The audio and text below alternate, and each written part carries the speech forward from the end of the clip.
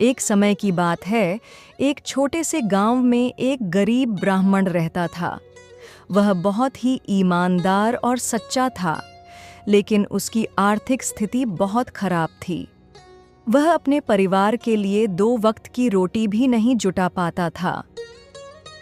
एक दिन ब्राह्मण ने सोचा कि वह भगवान की पूजा करेगा और उनसे अपनी गरीबी दूर करने की प्रार्थना करेगा।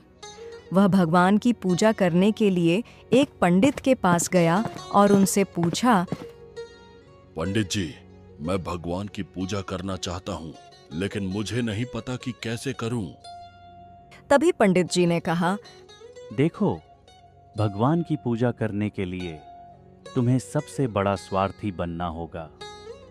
फिर ब्राह्मण ने पंडित जी से पूछा, तब मैं सबसे बड़ा स्वार्थी कैसे बनूं? फिर पंडित जी ने कहा, तुम्हें अपने परिवार के लिए नहीं, बल्कि अपने लिए भगवान की पूजा करनी होगी। तुम्हें अपने लिए धन, संपत्ति और सुख की कामना करनी होगी। ब्राह्मण ने पंडित जी को प्रणाम किया और वह वहां से चला गया। ब्राह्मण ने सोचा कि यह तो बहुत ही स्वार्थी बात है, लेकिन फिर भी उसने पंडित जी की बात मानी और भगवान की पूजा करने के लिए बैठ गया। जब वह पूजा कर रहा था तो उसने अपने लिए धन, संपत्ति और सुख की कामना की, लेकिन जब वह पूजा समाप्त करके घर आया तो उसने देखा कि उसका घर धन और संपत्ति से भर गया है। ब्राह्मण ने सोचा कि भगवान ने उसकी पूजा स्वीकार कर ली है और उसकी कामना पूरी कर दी है।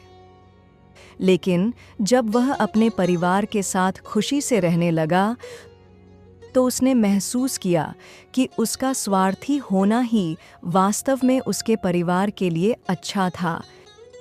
इस कहानी से हमें पता चलता है कि सबसे बड़ा स्वार्थी वह है जो अपने परिवार के लिए जीता है और उनकी ज़रूरतों को पूरा करने के लिए काम करता है।